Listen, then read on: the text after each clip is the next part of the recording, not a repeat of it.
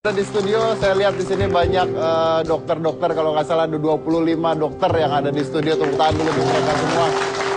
Bicara tentang dokter-dokter, saya mau cerita. Jadi tadi pagi saya berantem sama dokter. Dokter baru lah biasa. Baru belajar nyuntik kayaknya. Jadi kan saya di Twitter itu kan ngomong gitu ya, intinya adalah kenapa sih harus demo bla bla bla bla bla gitu ya. Terus tiba-tiba adalah ya dokter muda gitu. Paling 3 orang gitu ya. Jadi kalau dari ribuan atau jutaan dokter cuma 3 orang mah gua nggak anggap. Dia tiba-tiba ngomong begini wah kalau ngomong yang bener dong gini. Emosi, dokter kan bisa emosi juga. Udah gitu terus tiba-tiba ngomong begini, mudah-mudahan Mas Dedi mudah-mudahan Mas Dedi nggak sakit supaya nggak butuh dokter lagi. Aneh kan? Yeah. Saya jawab, mudah-mudahan Anda nggak kemalingan supaya nggak butuh polisi lagi. Saya bilang gitu kan. Terus dia bilang gini, kalau kemalingan kan paling yang hilang cuma dompet. Kalau Anda sakit, kalau Anda kena tipes, kalau Anda kena diabetes dan sebagainya, saya bilang, tadi bilang mudah-mudahan jangan sakit, sekarang nyumpain sakit.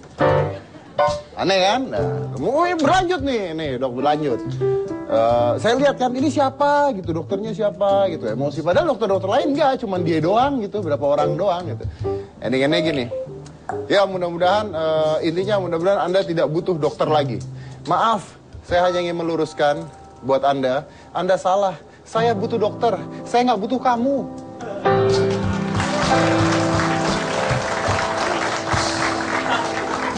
Langsung aja saya akan mengundang, ini adalah Dokter Dwiana Okvianti, sebuah kepala program studi Departemen Obstetri Ginekologi dan konsultan obstetri sosial, dan Dr. Nurdadi Saleh, ketua PB POGI, pengurus besar Perkumpulan Obstetri dan Ginekologi Indonesia. Apa kabar? Apa kabar? Silakan. Saya sampai ribut di Twitter gara-gara itu, dok. Waduh, luar biasa. Oke dok, ini kan heboh masalahnya ya. Ada yang mengatakan benar, ada yang mengatakan salah. Biasa, semuanya biasa. Nah, sebenarnya saya mau bahas dulu tentang demo ini. Ini sebenarnya apa sih gitu? Kan ada yang mengatakan ini bukan demo gitu kan, ini adalah aksi sosial gitu ya. Nah kalau buat saya yang nggak ngerti hukum, mungkin ya namanya di jalanan bawa toa tuh demo gitu, mungkin salah gitu. Jadi yang bener apa ini sebenarnya tuh? Saya kali yang jawab ya. Iya. Pertama begini, memang kita tidak mengatakan itu demo, kita katakan itu aksi solidaritas keprihatinan. Sebetulnya aksi itu bukan hanya itu. Aksi itu pertama adalah kita memasang pita hitam. Kemarin saya masih pasang, tapi saya nggak pasang lagi. Kemarin kita pasang ini. Di tangan kanan. Kemudian di atas tangan kiri kita pasang pin ini. Di seluruh rumah sakit, dokter melakukan itu. Yang kedua, kita meminta teman-teman untuk 1 hari saja tidak melaksanakan praktek dan hanya melayani emergency. Jadi kalau dikata mogok, kita nggak setuju. Kalau mogok dong nggak berbuat apa-apa. Pasien gawat, pasien bersalin, pasien harus operasi situ, kita layani. Perdarahan, kita layani. Kalau pasien flu gitu gimana? Flu, kan pasien flu minum Bordex dulu. Gitu. Suruh tunggu dulu. Minum Bordex kan nggak ada kegawat daruratan dalam flu. Iya. Suruh tunggu dulu lah ini ya. Minum Bordex. Terus teman-teman beberapa daerah bertanya pada saya selaku Ketua POGI Indonesia. Kita mau mengadakan bermacam-macam kegiatan modifikasi daripada tiap-tiap cabang. Ada cabang yang melaksanakan berangkat ke Gedung Sate, cabang Bandung 500 dokter melakukan renungan dan doa bersama di sana. Di Batam melakukan mimbar bebas.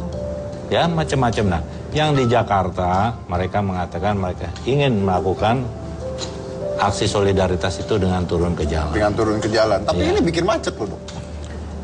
Di mana ada aksi yang nggak bikin macet.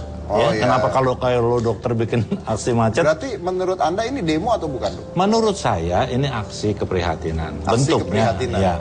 Oke, tapi kalau di sana ada polisi, dikawal polisi dan sebagainya. Oh, itu kan sebagai bentuk bahwa kita setiap tindakan yang seperti itu, pengerahan massa dan sebagainya, kan harus izin. Oke, berarti benar ini pengerahan massa ya? Iya, dikerahkan massa harus dong. Oke, berarti ini dokter-dokter mengerahkan massa untuk aksi solidaritas di jalanan. Ya. Oke, di jalanan. Nah, tapi akhirnya banyak sekali di berita dan sebagainya pasien-pasien yang akhirnya tidak diurus sama dokter-dokter di rumah sakit tuh. Saya nggak sepakat tuh, banyak sekali. Cuman satu itu yang di mana-mana TV ditulisnya, yang kakek-kakek didorong pakai kursi roda itu aja beritanya banyak sekali.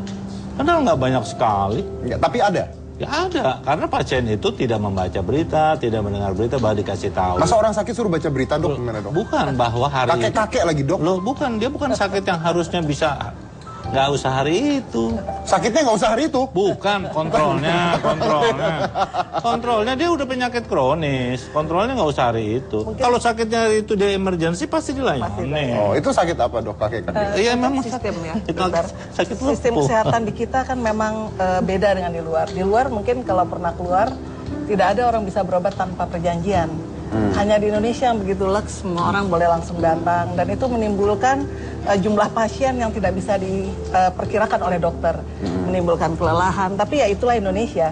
Kalau di luar kadang-kadang untuk kasus-kasus tertentu sampai 1-2 bulan baru pasien boleh. Oke, saya mau tanya nih, karena saya ada telepon interaktif dengan Ibu Yulin, orang tua korban Yulia Francisca. Bisa langsung? Halo? Halo? Mau lama. Halo? Selamat malam, Ibu Yulin. Halo. Selamat malam. Halo. Selamat malam, Ibu Yulin. Ya. Dengar suara saya? Halo. Oh, mau apa dan kecilnya mau? Dengar suara saya, Ibu Yulin? Halo. Ya, TV-nya boleh dimatikan dulu, dikecilkan. Ya. Ya, dengan suara saya? Iya, dengar. Oke, bisa cerita sedikit tentang kronologisnya. Kan ini kan dianggapnya oleh keluarga sebagai malpraktek ya. Nah, gimana itu, Ibu Yulin? Iya. Apakah ini malpraktek menurut Anda? Ya. Ya, memang pada saat penanganan anak saya, memang itu ada keterlambatan sebab waktu dia masuk rumah itu dari jam 7 pagi, itu nanti dioperasi juga pada jam 7 malam. Oke. Iya. Nah, kondisinya sebelum dibawa ke rumah sakit seperti apa? Sebelum dibawa ke rumah sakit itu memang dia sudah lemah karena semalaman juga dia Memang sudah lemah ya, Bu Yulin. Saya potong, maaf. Saya mau tanya dengan Anda, apakah Anda menandatangani persetujuan operasi tersebut? Ya, saya tidak menandatangani surat persetujuan operasi. Apa saya tidak atau? Karena kami tidak diberitahu. Jadi Anda tidak menandatangani? Tidak. Oke, karena saya dengar ada yang mengatakan menandatangani, ada yang mengatakan tidak menandatangani. Di media lain mengatakan ditandatangani. Saya tanya sekali lagi, Ibu. Iya. Emang Pak, waktu jam 9 malam itu saya disodorkan lembaran kertas, namun saat itu saya tidak membaca dan mereka juga tidak menjelaskan ke saya kalau itu surat apa. Oke, kenapa Anda tidak baca suratnya, Bu? Ya, karena pada waktu itu saya disuruh tanda tangan di suatu loket kecil yang gelap. Hanya di jendela kecil saja. Dan penjelasannya apa ketika diminta tanda tangan? Ya, mereka tidak menjelaskan ke kami itu. Oke, apakah Anda membaca setelah Anda tanda tangani? Tidak. Tidak? Saya tidak membaca karena itu di loket gelap. Jadi ditanda tangan dan diambil? Ya? Ditanda tangan lalu diambil sama orangnya? Iya, diambil sama Dokter Hendy. Oke, Saya dengar juga katanya ibu disuruh membeli obat dengan harga sekitar 1 juta rupiah, tapi Anda tidak punya uang pada saat itu, betul? Iya. Lalu memang pada saat itu saya disuruh membeli obat, namun pada saat itu tidak ada persiapan obat di apotek. Lalu mereka menyuruh saya untuk mengecek harga obat itu kalau berapa. Oke. Ya, saya mengecek ke apotek lagi dan pihak apotek mengatakan bahwa harga obat itu 1.320.000. Mereka katakan bahwa obat ini ada persiapan di ruang operasi. Oke. Ya.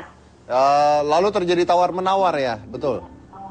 Harga. Iya, waktu itu terjadilah tawar-menawar, di mana pada saat itu saya katakan bahwa uang yang ada di tangan saya itu hanya 200.000 rupiah. Namun kakaknya sudah dalam perjalanan untuk membawa uang itu. Jadi akhirnya itu bisa ditebus obatnya ya? Ya. Jadi bisa ditebus ya? Iya. Oke. Lalu sampai Anda saat itu juga. Anda kapan melaporkan kejadian ini ke kepolisian? Bagaimana Pak? Anda kapan melaporkan kejadian ini? Pada tanggal 13 April. Oke, karena apa Anda laporkan? Karena pertama itu kami melihat kejanggalan di hidung korban ada benang.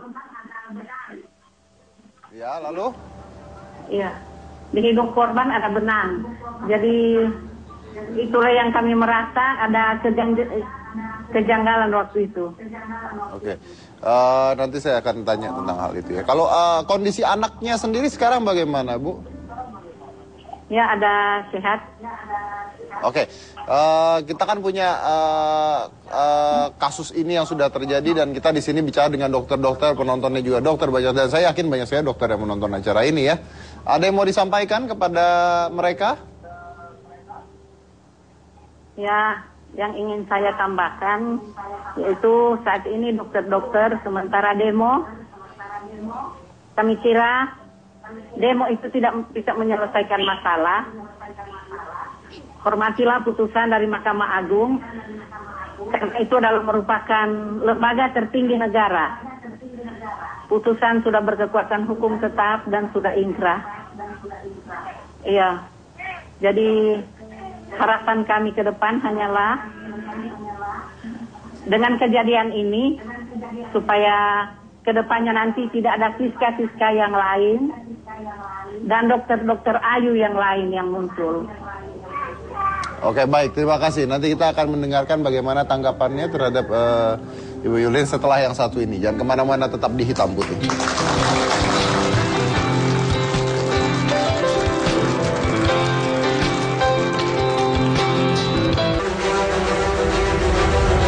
Ratusan dokter melakukan aksi demo terkait putusan Mahkamah Agung yang memvonis dokter ahli kandungan, Dr. Dewa Ayu Sasyari Prawani, dan 2 rekan dokter lainnya dengan 10 bulan penjara.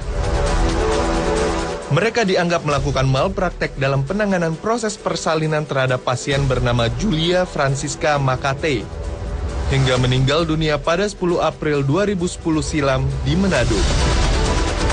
Aksi solidaritas dokter ini selain mengharapkan peninjauan kembali oleh Mahkamah Agung terhadap Dr. Ayu dan kawan-kawan, juga sebagai himbauan untuk menolak kriminalisasi terhadap para dokter. Agar masyarakat tidak berstigma bahwa setiap pasien yang meninggal dunia setelah ditangani dokter sebagai korban malpraktek. Setiap pasien meninggal, itu dokternya harus masuk penjara. Lama-lama tidak ada orang yang jadi pelayan, yang melayani.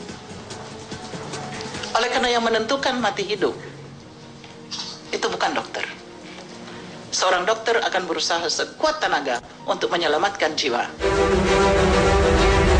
Namun sayangnya, tidak seperti yang dijanjikan bahwa pelayanan kesehatan akan tetap berjalan, Aksi para dokter ini malah membuat pelayanan di beberapa rumah sakit terganggu dan merugikan pasien.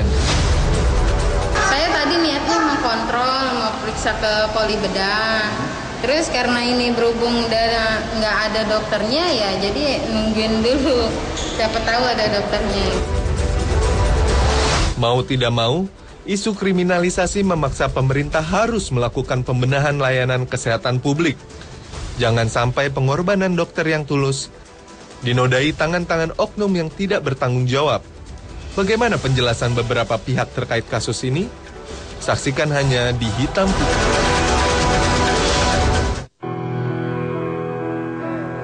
Itu gambaran aksi solidaritasnya ya, aksi solidaritasnya. Ini kan sebenarnya aksi solidaritas atau demo atau apa tergantung dari orang melihat sebenarnya. Kalau masyarakat kita menganggap itu demo, kita susah juga untuk ininya. Nah, tadi sudah kita bicara dengan Ibu Yulin ya. Nah, itu gimana? Menurut Anda berdua gimana? Kembali lagi mungkin apa yang diminta adalah supaya tidak ada lagi dokter-dokter seperti Dokter Ayu.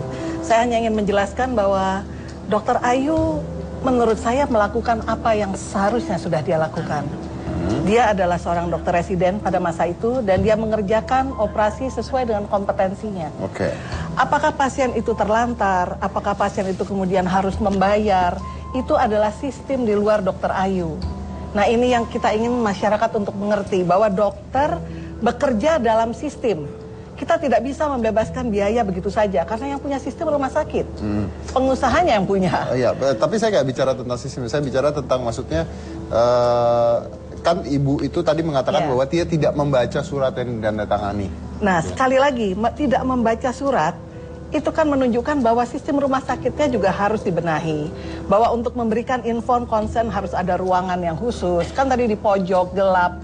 Bukan dokter yang bisa merubah itu. Kalau begitu seandainya Ibu Yulin tadi menuntut rumah sakitnya gimana? Saya tidak tahu kalau itu harus dilakukan seperti itu, tentu saja itu akan memperbaiki rumah sakit yang lain-lain. Jadi seperti itu pelayanan. Anda harusnya dituntut rumah sakitnya bukan dokter. Bukan soal tuntut. Bukan begitu. Pertama perbaikan. Begini, menurut hemat saya ya. Orang menandatangani seorang dewasa sehat lalu mengatakan saya tidak baca. Dari faktor segi hukum apapun nggak bisa mengelak. Tidak terang apa betul, remang-remang apa betul. Kalau waktu itu dia ragu, mestinya dia tidak tanda tangan. Bertanya. Tapi apakah bukan tanda tangan yang sah harus ada saksinya, Dok? Ada saksinya dan itu dilakukan tanpa paksaan, tanpa apa segala. Nggak ada paksaan, itu tanda tangan, dia tanda tangan. Yang sekarang kita lihat dari jawaban itu. Pertama dia katakan bahwa tidak menandatangani. Setelah Bung Deddy desak mengatakan akhirnya mengakui bahwa ditandatangani tapi tidak mengerti apa yang ditandatanganin ya. Dan menggelap. Ya. Beliau orang dewasa, sehat. Ya, rasanya sebuah tanda tangan itu ya ada tanggung jawab di balik situ. Oke, baik. Kalau itunya kita terima. Apakah Dokter Ayu ini sudah punya izin praktek? Nah, saya jawab nih begini. Tadi izin praktek seorang dokter residen, dokter yang sedang dalam proses pendidikan itu adalah kewajiban institusi pendidikan untuk mengurusnya. Maka akan keluar surat izin praktek, namanya surat izin praktek khusus. Dia dokter umum sudah bukan, spesialis belum, ya kan? Tapi itu dia sudah punya kompetensi. Ya, tapi dia punya kompetensi sesuai tahapan-tahapan pendidikannya, ya. Terus sekarang setelah dia bekerja, udah ada kompetensinya, kemudian ada masalah ini, ternyata itunya nggak ada. Izin prakteknya tidak ada? Ya, sekarang itu bukan salah dia. Tapi kan dokternya tahu kalau dia tidak punya izin praktek, kok tetap belum melakukan? belum tentu, karena sistemnya. Karena tadi. yang mengurus itu sistem. Saya kepala sekolah dari suatu pendidikan obstetri dan ginekologi. Saya rasa semua kepala sekolahnya akan merasa sama. Kadang-kadang kita mengajukan izin tidak segera itu keluar. Ini sekali lagi birokrasi. Baik. Padahal rumah sakit butuh pelayanan. Butuh pelayanan tersebut. Nah, kadang-kadang kami dikatakan bahwa tolong taruh residen di rumah sakit A, B, C, D karena butuh pelayanan. Jadi dokter mengatakan bahwa kemungkinan besar bahwa Dokter Ayu sendiri tidak tahu dia punya izin praktek apa tidak. Bisa saja seperti andai, itu. Oke lah. Andai kata nih, ya andai kata dia tahu dia kesalahan tidak memiliki izin praktek. Itu bukan kesalahan pidana. Itu kesalahan administratif. Ya. Kenapa? Pasal-pasal tentang pemidanaan dokter yang tidak memiliki izin praktek itu udah direview oleh Mahkamah Konstitusi, dinyatakan tidak berlaku karena bertentangan dengan Undang-Undang Dasar 45. Jadi kalau tidak punya izin praktek pun dan pasiennya meninggal, bukan pidana? Bukan. Tidak punya izin prakteknya, itu kesalahan administratif. Bukan perdata, kesalahan administratif. Pasien meninggal, dalam penanganan harus dikaji secara profesional. Kalau Anda mengatakan seperti ini, berarti ini kesalahannya sudah membulat kemana-mana dong. Enggak. Dari administrasinya juga iya, dari izin praktek yang tidak keluar juga iya, dari dokter yang tidak tahu ada suratnya. Izin praktek itu kesalahan administrasi. Mungkin karena itu undang-undang belum lama berlaku, sehingga dahulu kita belum terbiasa untuk itu. Ya. Jadi, boleh dikata kita boleh dibilang lalai mengurus izin praktek, oke. Ya. Tapi sekali lagi ini soal kualitas pelayanan kesehatan di Indonesia. Saya hanya mengingatkan saja pada pemerintah dan siapapun yang bertanggung jawab, semua minta pelayanan itu murah, semua minta pelayanan cepat, semua minta dokter harus melayani banyak pasien. Mereka tidak menghitung bahwa kata-kata murah, cepat, banyak itu akan berhubungan dengan kualitas pelayanan. Nah, kalau kualitas pelayanannya jelek, sudah jelas bukan hanya salah dokter Ayu sendiri. Ini kalau kita lihat aja ceritanya, dokter Ayu ini adalah tahap 4 waktu itu residen. Yang 2 dokter lagi yang diperlakukan kriminal juga, dimasukkan penjara, itu adalah asistennya. Tugas mereka pada saat operasi adalah hanya memegang hak, membantu. Mereka diperlakukan sama, diberikan seolah-olah mereka juga membunuh. Padahal kalau itu dilihat, karena itu kan harusnya ditanyakan. Saya rasa waktu itu sudah dibicarakan di majelis etik dan dinyatakan tidak salah mereka. Mereka bekerja sesuai prosedur, mereka yang satu membantu yang lain. Tapi kan hukum ini sesuatu yang itu karena itu kita maju. Mungkin saya garis bawahi, Bung Deddy, bahwa pengadilan negeri tingkat pertama di Manado membebas murnikan. Iya, makanya dinaik bandingkan. Ya, seharusnya ada pasalnya loh, 244. Oke. KUHP yang menyatakan kalau orang udah bebas murni, mestinya nggak bisa dikasasi. Oke. Apakah dalam keadaan terdesak dokter boleh mengoperasi seseorang tanpa adanya tanda tangan? Boleh. Sangat boleh sekali. Saya boleh. itu bidang saya menjawabnya yaitu pada Undang-Undang Praktek Kedokteran pasal 45 bab penjelasan disebutkan pada keadaan gawat darurat maka bila diperlukan untuk melakukan tindakan dokter boleh melakukan tidak tanpa dibutuhkan tanda tangan. Saya kasih contoh. Saya berdinas di sebuah rumah sakit dekat Senen. Banyak sekali kecelakaan sepeda motor. Kita tahu orang pakai sepeda motor helmnya cuma begini. Terus kena. Masuk ke rumah sakit saya Gatot Subroto ya. Itu trauma kepala, perdarahan otak, orang tidak sadar. Periksa di kantongnya nggak ada identitas. Udah hilang. Ya, mau ditunggu dia mati atau kita operasi? Operasi mati, bisa. Tapi kalau nggak dioperasi pasti mati. Ya itu. Jadi lihat substansi menurut hemat saya ya, lihat substansi bahwa kita pengennya sebenarnya niatnya tulus. Oke, baik. Jadi saya bisa konklusikan bahwa sebenarnya kalau kesalahan dari Dokter Ayu ataupun kematian dari Siska ini adalah bukan murni kesalahan Dokter Ayu, apalagi tapi dua temannya. Oke, apalagi dua temannya karena cuma ikut-ikutan doang ya. Iya, oke, tapi ini mungkin sebuah kesalahan sistem. Iya. Oh bukan. Kalau saya bilang bukannya sistemnya, tapi bukan, saya maksudnya sebab kematian dari hasil otopsi. Ya? Kalau sebab kematian. Dari sebab otopsinya itu menyatakan adanya emboli udara.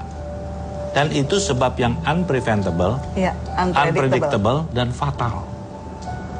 Tadi yang maksudnya dokter official system adalah kenapa kok belum ada izin prakteknya. Betul, tapi kan itu yang akan diserang oleh masyarakat, itu yang akan diserang oleh orang kalau tidak ada izin prakteknya. Kalau kita mau diserang silahkan. Nggak apa-apa. Silahkan. Asal tidak kriminalisasi itu. Asal tidak kriminalisasi. Serang yang kita tidak setuju adalah kriminalisasinya. Kemudian kita kan berlindung. Lindungan kita kan terhadap serangan itu pakai undang-undang, hukum. Nah kalau hukumnya udah bilang begitu, undang-undangnya bilang begitu, kita mau diserang juga, saya mesti bilang apa? Ada dua hal mungkin, bahwa dokter tidak membunuh. Nah ini yang paling penting. Kalau kriminal itu kan dikatakan dokter membunuh, jelas tidak. Bahwa dokter tidak bisa menjanjikan satu kesembuhan, jawabannya iya.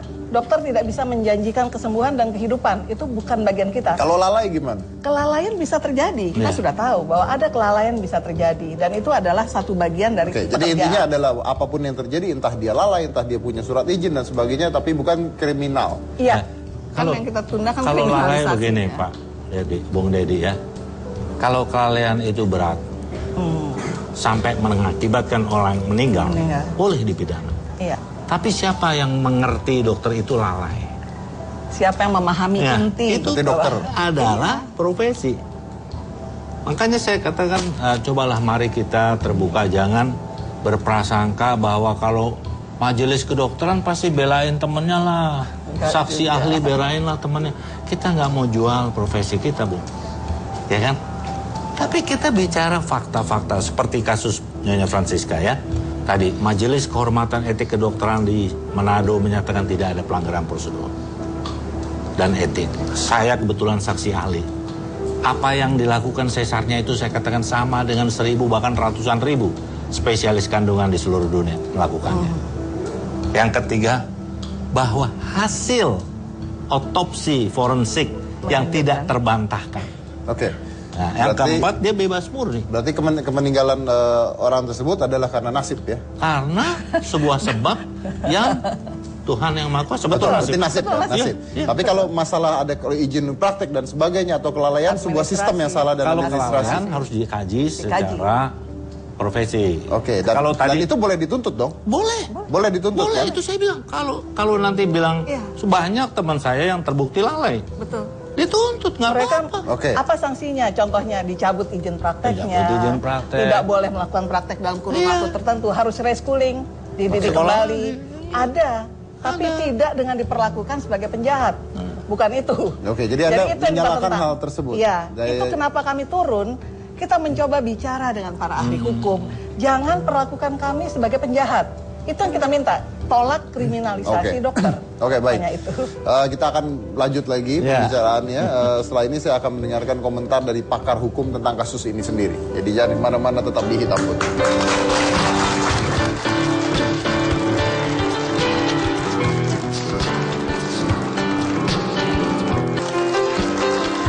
Menarik sekali perbincangan kita hari ini, Dok ya. Wah, kita setiap kali break kita ngobrol-ngobrol lagi tentang siapa sih sebenarnya yang salah, yang benar ini siapa sih gitu ya. Tapi saya memiliki sebuah telepon interaktif dengan Direktur Yayasan YPKKI, Dr. Marius. Sudah tersambung? Oke. Selamat sore, Dokter. Selamat sore, Pak Dedi atau Mas Dedi aja. Iya, Mas aja masih muda saya, Dok. Saya juga masih muda, tapi usia sudah banyak. Dokter, gimana? Apa yang ditanyakan? Iya, menurut Anda apa yang terjadi ini benar apa tidak? Maksudnya saya mungkin mau membahas tentang aksi solidaritas atau demo atau apapun itu ya. Betul. Nah, bagaimana menurut Anda sebenarnya ini dilakukan apa tidak? Kalau menurut saya pertama kali dokter adalah profesi yang mulia, profesional, dan dokter itu ada 4 lingkaran yang harus kita tahu. Masalah hukum, etika, disiplin, dan yang terakhir moral. Ya, kalau moral itu tanggung jawabnya ke atas. Masalah hukum itu bisa yang normal, umum, ataupun yang bersangkutan dengan kesehatan. Itu dari dulu saya sudah terapkan di diri saya. Begitu kita jadi dokter, langsung disumpah. Jangan sampai kita disumpahin oleh masyarakat. Oke. Nah, jadi saya aktif di konsumen dulu 16 tahun saya di Yayasan Lembaga Konsumen Indonesia dan 15 tahun di Yayasan Pemberdayaan Konsumen Kesehatan Indonesia. Memang sih belum lama, baru 31 tahun. Ya. Saya terus terang terpaksa saya buka kartu saya. Sebetulnya saya juga mendapatkan pendidikan health consumer di luar negeri. Kurang lebih saya kursus-kursus selama 4 tahun. Jadi dasar saya cukup kuat. Dan saya diceburkan oleh almarhum ibu saya yang seorang pendiri Yayasan Lembaga Konsumen, ya. Tetapi ada ketidaksepahaman, saya keluar dari YLKI, saya buat sendiri khusus untuk kesehatan, ya. Dan dari berdiri sampai sekarang saya menolak bantuan asing. Menolak apa, Dok? Bantuan asing. Saya tidak mau dicap LSM yang merusak negara dengan dikasih iming-iming duit. Penawaran dari dari Eropa, Uni Eropa. Pernah ditawarkan 7,5 miliar. Ya, baik. Tapi pertanyaan saya adalah menurut Anda, apakah ketika dokter melakukan apapun itu ya, mau dianggap orasi, kayak mau dianggap demo, apapun itu benar atau tidak? Harus. Kalau menurut saya, sebelum melakukan tindakan harusnya, apakah benar dokter itu? Ya, setelah benar, apakah perlu langsung ke semacam istilahnya penjalan, solidaritas ya, ya istilah Oke, kalau seandainya Anda diajak untuk ikut turun ke jalan dan melakukan aksi itu, apakah Anda akan ikut turun, Dok? Percaya saya sifat saya sorry, terpotong. Saya biasanya udah sifat saya, kita investigasi dulu. Benar nggak sih dokternya? Nah, ternyata data fakta yang saya terima. Makanya saya dengan sedikit nekat, saya menolak solidaritas. Menolak aksi solidaritas. Anda menolak aksi solidaritas. Yang kuat, kuat. Kan perbedaan pendapat kan boleh dong. Ini suatu kekayaan kan. Ya, apakah kita kalau sudah jadi organisasi masuk ikatan dokter Indonesia, kita kalau yang ada yang aneh kan kita juga boleh menolak, sama haknya dong, ya. Nah itu hak saya, terserah. Saya temukan ada beberapa kejadian di sini, ya. Saya kebetulan investigasi dan dapat saya data dokumennya juga saya dapat, ya. Ternyata kenapa Mahkamah Agung memutuskan dengan hukuman pidana, ya. Itu jelas dari dokumen yang saya dapat ada yang pemalsuan tanda tangan berdasarkan audit forensik, ya. Itu pertimbangan Mahkamah Agung. Kalau namanya palsuan dokumen dijelas pidana murni, tidak sanggup. Nah, keterangan ini hanya yang memalsukan, saya katakan banyak, ya, dari informasi yang saya dapat belum. Saudara kan saya dokter disebut buron, macam, ya, sedih, ya. Kalau dia memang profesional, kalau dia tidak benar, kenapa? Kalau dia benar? Oke, ini terputus-putus suaranya. Bisa nanti kita hubungi lagi? Oke, makasih. Baik, dokter. Oke. Nah, ini kita lihat bahwa ada dua sisi nih ya, dari kedokteran sendiri ada dua kubu nih ya, bahwa Dokter Marius mengatakan, tadi kan Anda mengatakan kalau misalnya ada sebuah tindak masalah seperti ini harusnya yang ikut memeriksa adalah dokter. Nah, tapi Dokter Marius mengatakan bahwa dia ikut memeriksa katanya tadi kalau tidak salah. Nggak begitu. Nggak begitu. Dia memeriksa data-data yang ada tentang putusan kasasi Mahkamah Agung itu. Betul. Salah satunya adalah pemalsuan tanda tangan. Ya. Itu sebetulnya bukan begitu. Bunyinya begini. Mengapa kasasi itu dikabulkan adalah dua hal. Pertama, mengapa dokter tidak melakukan pemeriksaan jantung sebelum operasi. Yang kedua, mengapa dokter melakukan tindakan tidak dengan memberitahu kepada keluarga bahwa ini tindakan berbahaya dan tidak ada izinnya. Ya, sekarang Pak Bung Dedi udah tanya sama ibu. Tadi ibunya bahwa dia menandatangani. Oke, baik. Ya, itu. Tapi kalau saya yang kedua yang lebih penting bahwa keadaan emergency menurut bisa dilakukan, bisa dilakukan. Iya, baik. Tapi tadi Dokter Marius juga mengatakan kalau dia diminta pun dia tidak akan turun ke jalan. Itu pendapat. Ya, di dunia ini pro dan kontra biasa. Oke, baik. Artinya tidak semua dokter setuju dengan adanya aksi solidaritas. Pasti. Tuhan yang Maha Kuasa aja dia nggak menyembah. Tapi kalau sampai ribuan dokter memutuskan itu, kalau menurut saya nih, ya, aneh. Dokter itu biasa berpikir secara sistematis. Saya yakin, dokter bukan golongan yang mudah untuk masuk sekolah. Mereka punya dasar kepandaian yang cukup, paling kurang untuk bisa masuk sekolah. Ini ribuan dokter yang ikut. Ini ribuan dokter bisa menerima, itu tidak mungkin tidak ada apa-apanya. Jadi kami sudah berpikir jauh-jauh hari, berpikir panjang lebar, untung dan ruginya. Apakah sudah terpikir juga bahwa masyarakat akan murka? Ya. Kita karena itu kita mengatakan bahwa kami tetap melakukan pelayanan. Emergency kita akan terima. Kalau yang tidak, hari Minggu pun seringkali kan tidak ada praktek dokter, nggak ada masalah. Rebo tengah minggu. Lebaran 1 merah, Minggu, nggak ada yang ribut. Ya, ini banyak nonton dokter-dokter sini juga nggak praktek nih kayaknya nih. Jadi menurut saya ya jangan terlalu dibesar-besarkan lah. Bahwa hari itu kalau betul ada pasien yang mati, kita bertanggung jawab. Kalau karena tidak ada pelayanan. Karena tidak dilayani.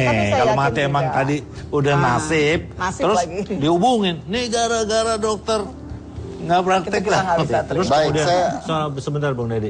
Jadi saya sebagai ketua PB itu membuat surat ke seluruh Pemret dan media-media TV menyampaikan tentang rencana kegiatan kita dan memohon maaf kepada masyarakat bahwa kami akan tidak melayani praktek dan hanya melayani Tapi kan emergency. dok, masyarakat tidak akan pernah mau menerima hal tersebut. Ya kalau masyarakat nggak mau menerima hal tersebut, masyarakat selalu hanya menuntut dokter akan kewajiban. Perhatikan dong haknya. Haknya jangan Bagi masyarakat itu udah nolong. Apakah Dokter tuh ya, dokter kandungan apalagi orang lain tidur, kita bangun. Orang lain bangun, kita bangun juga. Tapi untuk masyarakat kan ini seharusnya dilakukan lewat hukum juga gitu. Tidak perlu merugikan masyarakat. sudah. Apakah sudah selain ini apa yang dilakukan? Sudah. Jadi Kita tidak akan turun ke jalan kalau tidak melalui itu. Saya tahu persis bagaimana Dr. Nurdari berbulan-bulan mengusahakan masalah dari itu. saya lupa persisnya apa Februari apa saya membuat surat ke Mahkamah Agung. Tapi tidak didengar. Nah, ini Dijawab, kan udah problemnya. ajuin PK. Saya membuat surat kepada Jaksa Agung. Upaya saya kepada Kejaksaan Negeri di Manado. Tolong. Ini kan kami mengajukan PK seperti jawaban MA, Betul. ya. Kemudian kami minta tolonglah teman kami itu ditangguhkan penahanannya. Pertama apa? Yang 2 orang ini bekerja. Iya. Bukan bekerja di Jakarta yang keren ini. Di pelosok. Di Sorong. Sorong pun bukan di Kabupaten Sorongnya, di dalam. Si Henry itu yang satu di Balikpapan dan yang satu masih sekolah. Iya. Baru ujian bulan September yang lalu lulus. Itu alasan kami. Dan kami yang menjamin tidak ada Dan itu tidak berhasil. Tidak berhasil. Menteri Kesehatan udah bicara. Tetap Ini tidak tadi ada Biar. Menteri Kesehatan sampai Tidak berhasil. Tidak berhasil. Jadi menurut Anda bahwa Mahkamah Agung yang tidak benar? Bukan, berarti kita tidak didengar. Iya. Tidak didengar? Tidak Siapapun yang didengar. mendengar Permintaan tidak kita didengar. semuanya bilang begini. Dari jaksa bilang itu udah masuk wilayah eksekutif. Kita udah nggak eksekutif, sorry, yudikatif. Kita udah nggak bisa apa-apa. Kita kan cuma eksekusi. Oke, itu normatif betul jawabannya. Oke, baik. Ya, kalau kita lihat Ibu Menteri sudah bicara kepada Jaksa Agung, Henry ditangkap. Saya terpaksa cerita di sini dengan senapan panjang, diborgol sepanjang perjalanan, di pesawat diborgol, di dalam tahanan kejaksaan di Medan masih diborgol sampai dia bilang Pak ini melanggar HAM. Dan tidak diperkenankan menelpon Tidak diperkenankan. pengacaranya. Ibunya sakit payah, meninggal pada hari meninggal tadi. kemarin. Ya. Itu tidak pernah dimasukkan di koran. Ketika dia di airport Cengkareng sini, karena dibawanya pakai batik air jam 1 malam, padahal dia udah sampai di sini sekitar jam 10 pagi. Pak boleh izin saya nengok ibu saya di rumah sakit Cipto dalam keadaan koma? Tidak Nggak bisa, ada. telepon nggak bisa. Nah sekarang Kan baru. kita bertanya, siapa Ini yang saya tidak punya expose. hati? Oke, baik. Kalau memang itu yang terjadi, memang terdengarnya dari Anda berdua bahwa ini harusnya Mahkamah Agung mendengarkan kata-kata Anda.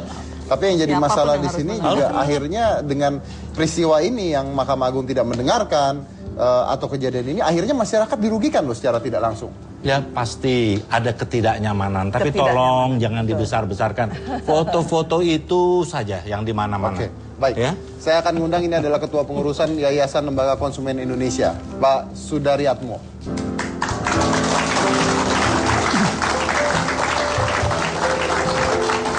Apa kabar, Pak? Ya, baik. Selamat malam. Pak. Gimana duduk? Silakan duduk, Pak. Oke, ini tambah malam kayak tambah seru kita bicaranya ya. Nah, apalagi Bapak udah datang sini, nanti saya mau tanya-tanya juga karena banyak hal yang mungkin masyarakat juga masih bertanya-tanya, ini sebenarnya benar apa enggak nih gitu. Harusnya bagaimana kalau dari masyarakat sendiri gitu ya. Bisa saya lanjutin? Kita lanjut nanti? Oke, baik. Kalau gitu kita lanjut lagi nanti, jangan mana-mana, tetap di Hitam Putih.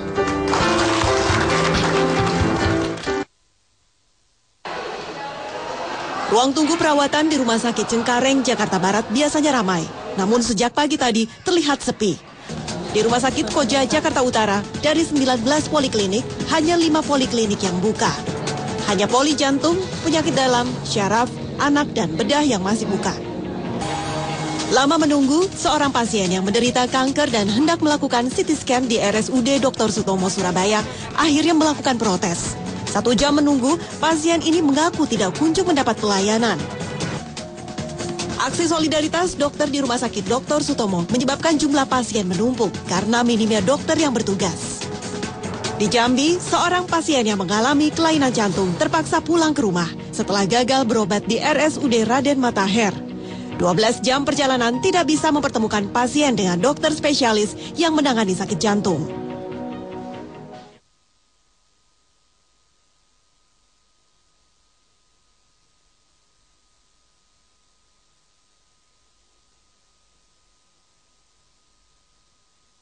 Kita akan terus jadi debat kusir. Tapi menurut saya hal ini terjadi akhirnya merugikan semua pihak, termasuk dokter, termasuk pasien, dan semuanya karena sistem yang tidak jelas. Begitu bukan? Ya, kita bilang tidak ada aksi yang tanpa reaksi pasti. Kan hukumnya begitu. Tapi kami sudah melakukan semua hal sehingga reaksi itu seminimal mungkin bahayanya. Oke. Begitu juga sama tindakan bedah. Kita kalau melakukan tindakan bedah, kita selalu berusaha supaya komplikasinya seminimal mungkin. Tapi 100% ya tidak. Baik, sekarang seandainya masyarakat mengatakan ini pada dokter nih ya. Dok, boleh nggak lain kali? Jangan gitu lagi dok, gitu. Terima kasih. Sangat-sangat. Dokter itu bukan tipenya protes.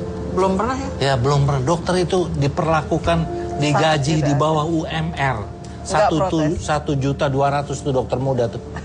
Di daerah terpencil, tidak ada listrik. Ya, tidak protes kita. Ini kita lembur sudah juga nggak dikasih, kita nggak protes. Orang tidur kita bangun, orang bangun kita bangun. Padahal ngurus KTP aja. Ya lewat kan? jam sekian ada petugas malam yang kalau orang malam dia bangun tapi siang dia tidur, kita nggak, siang juga bangun. Lalu kita bahasanya yang populer dijolimi. Ya intinya Anda capek untuk ngadu tapi nggak didengarkan kan. Akhirnya jadi merugikan semua pihak di sini. Kelihatannya harus dong ditengok, kita jangan cuma dituntut kewajiban. Oke, kayaknya sudah ditengok nih dok. Nah, kayaknya lain kali nggak gitu lagi dok ya harus ditengok. Kalau kita gini ya, saya dengerin dokter ini nggak akan katanya dok. Kalau nggak diperlakukan di zona kita ada 3 sasaran. Ya. Ada 3 sasaran. Sasaran jangka pendek. Kami menginginkan teman kami yang di penjara itu dialihkan tahanan kota. Jangan dipenjara, ngeri ngeliatnya. Yang kedua kami menginginkan insya Allah PK-nya itu bisa seperti keputusan pengadilan negeri Manado. Yang ketiga, kami mohon jangan dikriminalisasi, bukan mohon untuk bebas hukum. Kebal hukum. Tidak kebal hukum ya. Tidak Jadi kebal tidak hukum. kebal hukum. Oke. Tapi tetap sesuai profesi Supaya aja. sesuai. Oke. Ya. Bapak Sudaryatmo, selama ini banyak nggak sih keluhan masyarakat terhadap pelayanan medis di Jakarta atau di Indonesia? Ya, memang secara statistik itu angkanya tidak masuk 10 besar. Jadi kita setiap tahun bidang pengaduan YLKI itu menerima 620 pengaduan tahun 2012. Yaitu pengaduan layanan medik itu kisarannya antara 5 sampai 10 pengaduan. Jadi sekitar 1% lah dari 100 pengaduan yang masuk ke YLKI, 1 layanan medik. Itu 1. Kemudian yang kedua yang diadukan itu cukup beragam, tapi secara umum ada 2. Yang pertama kaitannya dengan persoalan medik, biasanya juga dugaan malpraktek. Yang kedua adalah persoalan non-medik. Non-medik itu misalnya soal billing dispute. Jadi pasien itu, jadi billing dispute itu ada 2. Pertama soal besarnya tagihan, yang kedua soal transparansi tagihan kan. Jadi mungkin pasien itu nggak apa-apa bayar mahal tapi transparan. Jadi di sini pasien menemukan adanya unfair charging. Ini apa sih? Biayanya apa saja, ini yang kadang-kadang ketika disodori ini juga nggak ada penjelasan. Ini yang ini yang juga sering dikeluhkan pasien gitu. Oke. Jadi kayaknya memang masalah ini sulit sekali ya. Ini akan terus ada ya. Mungkin dari pemerintah juga harus melihat lebih jauh lagi terhadap masalah ini Sekali sendiri. lagi pelayanan kesehatan bukan hanya tanggung jawab dokter. Saya tapi ingin semua mengingatkan, orang betul. kualitas pelayanan kesehatan itu banyak sekali. Kadang-kadang kalau diurut-urut aspeknya, tidak ada air bersih di rumah sakit, siapa yang salah? Ya pasti bukan dokter. Dokter harus melayani pasien sekian banyak, siapa yang salah? Ya bukan juga dokter. Kami bagian dari sistem. Oke, baik. Jadi panjang. Mungkin saya bisa tambahkan yang kalau kaitannya dengan dugaan malpraktek itu dari pengalaman YLKI mendalami kasus-kasus ini, itu kita sampai kepada satu kesimpulan bahwa hal yang harus dibenahi dalam konteks pelayanan dokter adalah ini, kualitas komunikasi. Kualitas komunikasi. Ini dari berbagai faktor dan aspek kalau komunikasi jadi dari misalnya, atas sampai bawah. Ya, jadi misalnya pertama begini pasien itu punya hak mendapat informasi. Baik diminta atau tidak, pasien punya hak mendapat informasi kaitannya dengan hasil diagnosanya apa. Kemudian yang kedua alternatif tindakan medik yang bisa dilakukan, berikut risiko plus kira-kira antisipasi biayanya berapa sih. Jadi kalau komunikasi terhadap satu itu. Kemudian yang kedua, kalau pasien ragu-ragu, pasien juga punya hak untuk mendapatkan second opinion ke dokter lain. Kan, baik, gitu. jadi ada pilihan. Nah ini memang akhirnya tadi saya juga bicara gitu, karena memang sebenarnya hukum itu juga aneh juga gitu. Kalau misalnya saya pernah bicara kalau misalnya ada maling masuk ke rumah mau membunuh Anda benuh malingnya, Anda juga di penjara loh. Nah ini soal kualitas komunikasi nih, saya harus menggarisbawahi dengan adanya banjir pasien karena berobat gratis tersebut. Ada pernyataan satu penguasa bahwa dokter bisa menerima kan 30 sampai 50 pasien sehari. Anda hitung kalau satu pasien itu 5 menit saja, kapan dokternya pulang? Kalau itu hanya 2 menit, kapan kita bisa bicara? Bicara betul. Jadi tolong difikirkan, jangan hanya dikatakan bahwa Anda kan bisa terima pasien banyak. Bukan seperti itu. Kami juga ingin kualitas baik, tapi sekali lagi sistem belum memungkinkan untuk melakukan itu. Di sini ada humas dari PDID. Oke. Apa kabar, Bu? Kabar baik, Pak Dedi. Baik. Oke. Ini kan awalnya hanya dokter kandungan yang aksi solidaritas atau demo atau apalah itu ya. Saya rasa demo yang benar cuma demo masak sebenarnya. Kenapa lalu tiba-tiba akhirnya semua dokter ikut-ikutan ini? Pak Dedi, kami itu Ikatan Dokter Indonesia Pengurus Besar, itu kan anggota kami. Dan kami dicubit anggota kami. Tentu kami menjerit. Jadi dalam hal ini memang kami sudah pelajari kasus Dr. Ayu ini. Kami kirim tim kami BHP2A ke Manado. Dan kami juga menginterview semua Dr. Nurdadi, Dr. Ovi, semua kami interview. Memang ini tidak layak Dr. Ayu itu dipenjara. Karena apa? MKEK Manado sudah menyatakan bahwa dia tidak bersalah dalam teknis medis. Nah, tunggu dulu Pak Dedi. Tunggu dulu, ya baik. Saya tunggu di sini. Saya nggak kemana-mana juga saya soalnya. Kami sudah menuntut sebenarnya dari dulu kepada DPR supaya pintu peradilan dokter yang salah itu, yang dituduh malpraktek, adalah pintunya MKDKI. MKDKI itu baru bisa membagi, oh ini hukum kasusnya Black, kirim ke polisi. Oh ini rupanya etik MKEK. Sekarang peradilan salah. Kenapa ke polisi? Polisi mana mengerti teknis medis? Tidak mengerti. Saya pernah jadi saksi ahli di Polda. Itu penyidik tidak mengerti. Bagaimana Bu Dokter? Bagaimana Bu Dokter? Akhirnya saya mengajari untuk menghantam teman saya. Itu kan tidak pantas. Jadi Pak Dedi, saya ingin mengusulkan kepada DPR, undang-undang peradilan itu diubah. Jangan peradilan umum dokter, seperti pilot. Kalau dia menabrakkan, kan nggak mau pilotnya diadili oleh... Pilotnya mati, kalau tabrakan pilotnya mati. Tapi yang di Jogja kan nggak mati. Oh iya. Yang di Jogja nggak mati. Di Jogja. Dan pilot itu tidak mau diadili oleh peradilan umum. Kami juga meminta begitu supaya ini fair. Karena kalau sudah kami bilang tidak salah, kenapa pandai-pandaian itu hakim bilang salah? Dia tidak mengerti teknis medis. Bu Dokter, boleh saya tanya, apakah Anda ke pasien juga galak begini? Oh iya. Tapi pasiennya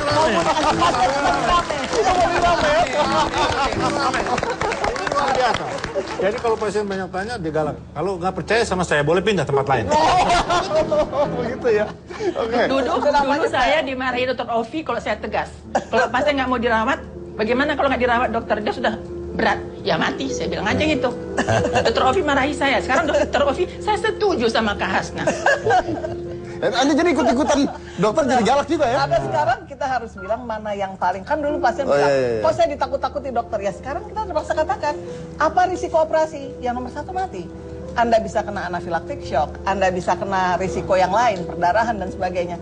Operasi kan bukan hanya buka tutup resleting. Karena pasien kadang-kadang, dok saya mau operasi sesar 4 kali 5 kali. Seperti kalau itu buka tutup resleting. Padahal kita saja dokter, kita takut. Karena operasi selalu ada komplikasi. Termasuk emboli air ketuban yang terjadi ini. Tidak bisa kita prediksi. Tapi memang betul, kalau misalnya pengaduan nih, ini saya mau curhat sedikit nih ya. Dokter kan tahu masalah OCD, saya buat OCD. Nah itu ada orang yang mengatakan misalnya kalau begitu kena ginjal, kenapa? Bahkan dia sampai ke dokter, di rumah sakit ada yang pingsan dan sebagainya. Karena ternyata mereka malah nggak minum dan nggak... Betul, tidak melakukan sesuai yang diinstruksikan dokter atau diinstruksikan oleh instrukturnya. Pelatihnya.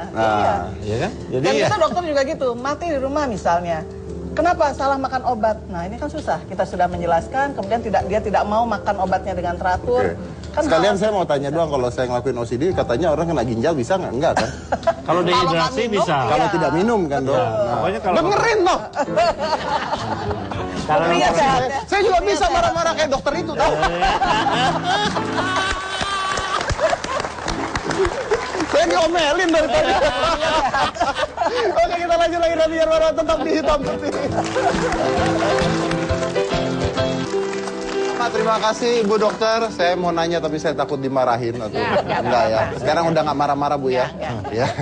Saya ke dokter aja ya. Enggak, nanti saya batuk, ngapain batuk-batuk kamu ha? Padahal itu jawabannya paling lugas. Oke, mungkin bisa nggak saya simpulkan aja gitu ya. Mungkin ya bahwa mudah-mudahan tidak ada lagi yang namanya demo atau aksi sosial dari dokter. Satu. Yang kedua, mudah-mudahan juga dari Mahkamah Agung mau mendengarkan keluhan dokter. Betul. Jadi supaya enak semuanya. Gimana? Betul. Setuju sekali. Itulah yang kita harapkan karena kita sebenarnya pengen baik. Iya. Semua baik, semua baik. Karena itu niat dari seorang dokter. Jadi mudah-mudahan ini yang pertama dan yang terakhir di Indonesia ya. Pada dasarnya kita ingin melakukan profesi kita dengan standar yang tertinggi, yang dan yang baik. Kita nggak pernah berniat, semua murid-murid kita ajarkan untuk seperti itu dari awal. Kita menjaga kehidupan bukan untuk membunuh, bukan. Tapi tidak pernah untuk menjaga kehidupan. Untuk menjaga kehidupan. Nu, kenapa Nu? Kenapa Nu? Hah? Gua nggak lihat apa-apa, kenapa? Kenapa sih, Nu? Nggak serius, kenapa?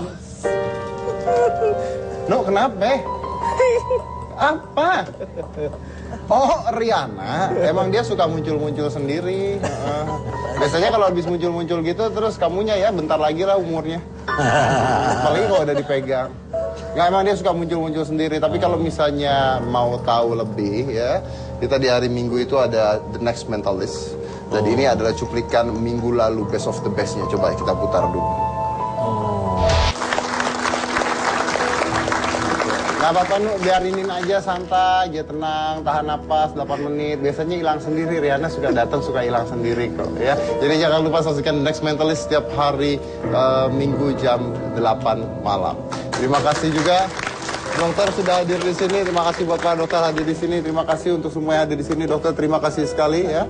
Mudah-mudahan kita bisa menyelesaikan masalah ini dengan baik ya, agar tidak terjadi lagi hal-hal seperti ini.